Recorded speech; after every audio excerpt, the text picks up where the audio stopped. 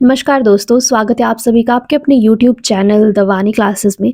आज की इस वीडियो में मैं आपके साथ जो हमारा टीजीटी मेडिकल का है उसका एक्सपीरियंस शेयर करूंगी।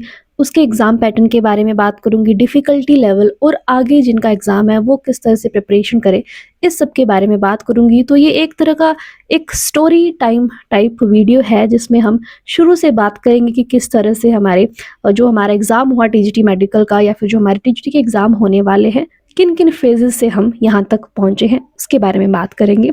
तो चलिए शुरू से शुरू करते हैं। ओके, तो बात है मई एंड की, जब एग्ज़ाम की नोटिफ़िकेशन आती है, जितने भी एस्पिरेंट्स हैं जो बीएड कर चुके हैं, ग्रेजुएशन के बाद बीएड कर चुके हैं, कुछ ने मास्टर्स भी की हुई है। नोटिफिकेशन आते ही सब खुश होते हैं कि ठीक है, अब हमें मौका मिल रहा है कुछ कर दिखाने का, अपने सपनों को सच करने का, है ना? और उसके बाद क्या किया, हम सब ने फॉर्म फिल करना शुरू कर दिए। और क्या हुआ कि हमने फॉर्म तो फिल कर दिए, आगे आगे एग्ज़ाम डेट्स एक्सटेंड होती गई, बढ़ती गई 2-3 महीने तक जो एग्ज़ाम फॉर्म है वो फिल होते गए। ठीक है, कोई बात नहीं, फिर भी सबने फॉर्म फिल कर दिए। हमने प्रिपरेशन किस तरह से शुरू की, हमने जो प्रीवियस ईयर पेपर्स हैं उनको एनालाइज किया सभी बच्चों ने। सबने देखा कि क्वेश्चंस कहाँ से आ रहे हैं, किस लेवल के आ रहे हैं और हमें अपनी प्रिपरेशन किस तरह से करनी है। कुछ बच्चों ने क्या किया, उन्होंने ऑनलाइन कोचिंग्स ज्वाइन की, कुछ ने ऑफलाइन ज्वाइन किया, अपने घर से दूर रहकर रूम लेकर, या फिर कुछ बच्चों ने लाइब्रेरीज़ ज्वाइन की और कुछ बच्चों ने सेल्फ स्टडी ही की अपने घर में ही। तो इस तरह से हमने प्लान बना लिया कि हमें अपने एग्ज़ाम को किस तरह से टाइम देना है, हमें किस तरह से पढ़ना है। हमने क्या किया, हमने एचपीआरसी से सिलेबस के लिए पूछा, बार-बार पूछा गया, पर हमें रिटर्न में कोई भी जवाब नहीं मिला, ना ही हमें कोई सिलेबस मिला। ठीक है? पर जैसे ही हमें प्रिपरेशन करते लगभग 5 महीने हो जाते हैं, तब अचानक से एक सिलेबस आ जाता है सामने, है ना? 5 महीने हो गए हैं तैयारी करते हुए और वो तैयारी हमने की है प्रीवियस ईयर क्वेश्चन पेपर्स के बेसिस पर कि किस तरह से एग्ज़ाम आ रहा है, किस तरह से क्वेश्चंस आ रहे हैं, कहाँ से क्वेश्चंस आ रही हैं। तो नया सिलेबस आता है और हम देखते हैं कि इसमें तो और बहुत सारी चीज़ें ऐड हुई हैं जो अभी हमने पढ़ी नहीं हैं, क्योंकि हम फोकस कर रहे थे जो पहले सिलेबस था उसके ही अकॉर्डिंग। स्पेशली हमने, अगर मैं बात करूँ सबसे पहले साइकोलॉजी के बारे में, तो बच्चे क्या पढ़ रहे थे, जो फिलॉसफी के क्वेश्चंस आए थे, साइकोलॉजी के क्वेश्चंस आए थे, पहले कभी भी ढंग का कोई पैडागोजी का क्वेश्चन नहीं देखने को मिला। अगर हुआ भी तो 2 या 3 क्वेश्चंस पैडागोजी के पूछे जाते थे साइकोलॉजी सेक्शन के। पर जब सिलेबस आया तब उसमें मेंशन कर दी गई बीएड की सारी बुक्स, 4 सेमेस्टर्स की जितनी भी बुक्स हैं वो सब मेंशन कर दी गई आपके एक ही सिलेबस में, एक ही सब्जेक्ट के अंडर। अब होगी कन्फ्यूजन, इसमें हम क्या पढ़ें? भी बच्चों ने क्या किया कि जो प्रीवियस ईयर्स थे उसके अकॉर्डिंग हमने फिलॉसफी पढ़ ली, साइकोलॉजी पढ़ ली, जितने भी कमीशंस हैं वो पढ़ लिए, जो भी इनिशिएटिव्स हैं जहाँ से क्वेश्चंस आते हैं वो सब बच्चों ने पढ़ के तैयारी कर ली। हो गया साइकोलॉजी का। बायो का इस तरह से था कि जो हमारे मेन 2 चैप्टर्स हैं, स्पेशली अगर मैं बात करूँ प्लांट किंगडम, एनिमल किंगडम, वहाँ से भर भर के क्वेश्चंस पूछे जाते थे। मैक्सिमम क्वेश्चंस वहीं से आते थे।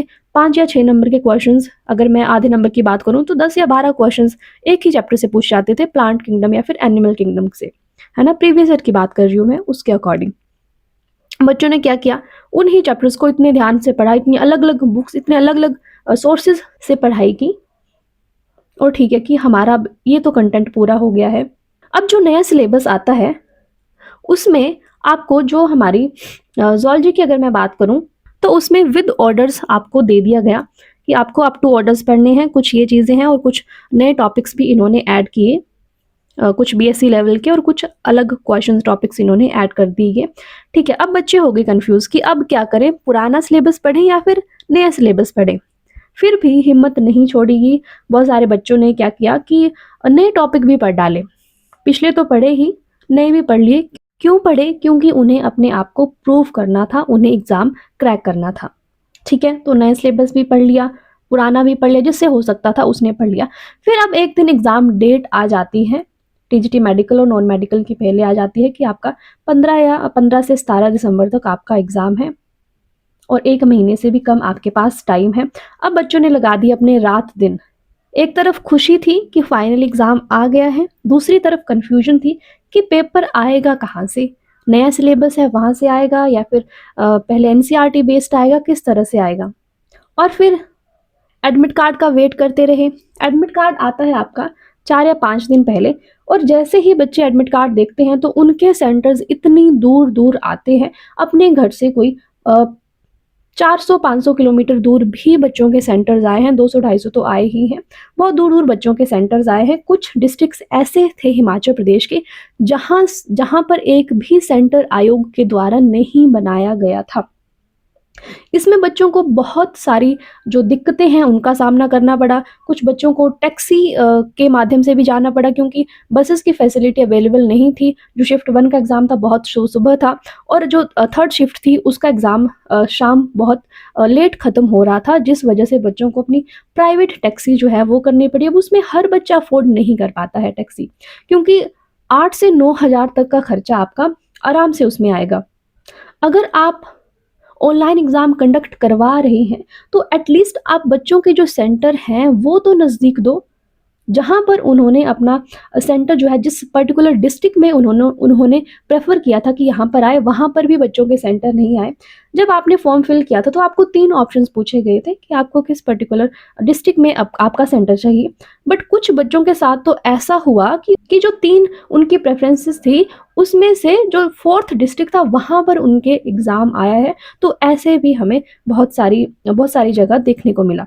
फिर भी बच्चे पहुँच गए कैसे न कैसे करके, जो पहुँच पाए वो पहुँच गए, जो नहीं पहुँच पाए वो नहीं पहुँचे। अब शिफ्ट 1 का एग्ज़ाम हो गया, शिफ्ट 1 का एग्ज़ाम हो जाता है सुबह 15 को, और क्या सुनने को मिलता है कि जो तुम्हारा बायो है बहुत ईज़ी आई है, जो तुमने पढ़ा है इतनी अच्छी तरह से उसका तुम्हें कोई भी बेनिफिट नहीं है, और साइकोलॉजी जो तुमने जो पढ़ी है उसका भी कोई बेनिफिट नहीं है। वहाँ पर पूछी जा रही है क्या? पेडागोजी। ठीक है, पेडागोजी जैसे सीटेट में पूछी जाती है उस तरह के क्वेश्चन।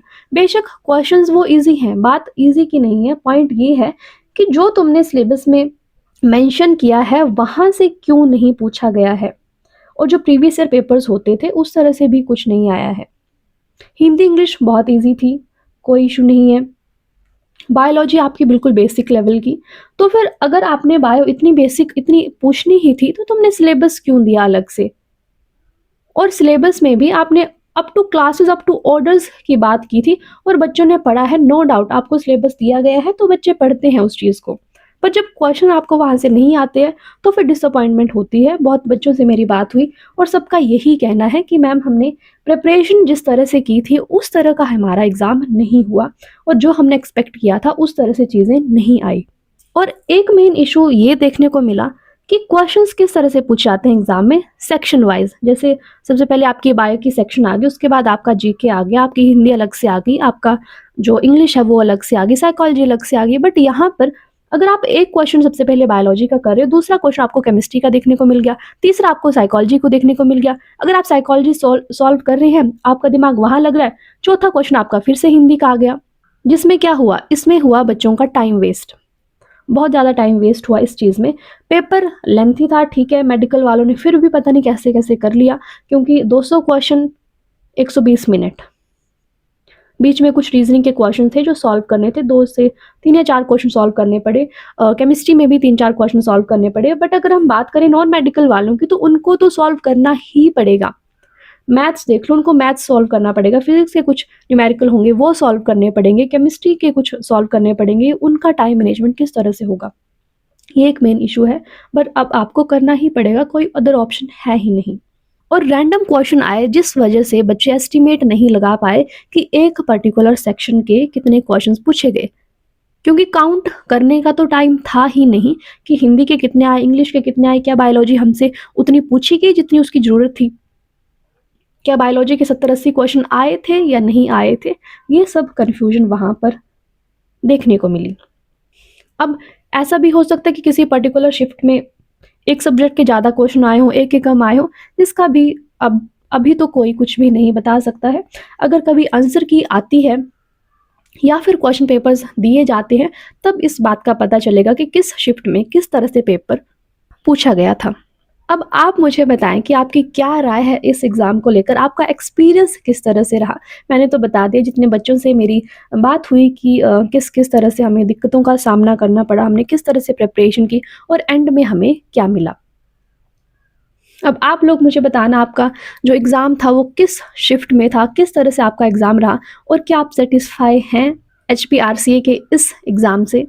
और अगर मैं एडवाइस देना चाहूँ जो नेक्स्ट एग्ज़ाम आ रहे हैं आर्ट्स के और नॉन मेडिकल के, तो उनको मैं ये बोलना चाहूँगी कि अगर आपने साइकोलॉजी पढ़नी है तो पेडागोजी पढ़िए। अगर आप पेडागोजी नहीं भी पढ़ते हैं तो थोड़ा-सा वहाँ पर क्वेश्चन देखें, समझें उसको और आप ईज़िली उसको सॉल्व कर पाएँगे। हिंदी, इंग्लिश आप ईज़िली कर सकते हैं वहाँ पर, उसमें आपको कोई दिक्कत नहीं होगी। थोड़ा-सा पढ़ें, समझें, जल्दबाजी में गलत करके नहीं आएँ और आपका सब्जेक्ट तो आपको पढ़ना ही पड़ेगा क्योंकि बायो ईज़ी थी, अब पता नहीं आपके जो सब्जेक्ट हैं वो किस तरह से पूछा जाएगा आपसे, उसका कोई कुछ नहीं बता सकता है। और रही बात जीके की, तो उसमें आप करंट अफ़ेयर्स पढ़ें। इंडिया के करंट अफ़ेयर्स के क्वेश्चंस पूछे गए थे। एचपी में भी कुछ क्वेश्चंस हाइड्रो इलेक्ट्रिक प्रोजेक्ट्स से पूछे गए थे, रिवर्स से रिलेटेड पूछे गए थे और कुछ जो स्कीम्स हैं जो एचपी गवर्नमेंट चला रही है उससे क्वेश्चंस आए थे। तो उन चीज़ों पर आप ज़्यादा ध्यान दें और अपना सब्जेक्ट नहीं छोड़ें, उसको आराम से करें, बढ़िया से करके आएँ, जल्दबाजी नहीं करें, क्वेश्चन गलत नहीं करें हड़बड़ी में, थोड़ा-सा सोच लें और टाइम कम है ये भी बिल्कुल ध्यान में रखकर ही एग्ज़ाम करें। और अगर आपको कोई और सजेशन चाहिए होगी तो आप मुझसे पूछ सकते हैं। इंस्टाग्राम में भी आप डीएम कर सकते हैं, टेलीग्राम में भी हमारे साथ जुड़ सकते हैं, लिंक आपको सब डिस्क्रिप्शन बॉक्स में मिल जाएँगे। So thank you so much for watching. Video थोड़ी-सी इन्फॉर्मेटिव लगी हो तो लाइक कर सकते हैं। Bye bye, take care.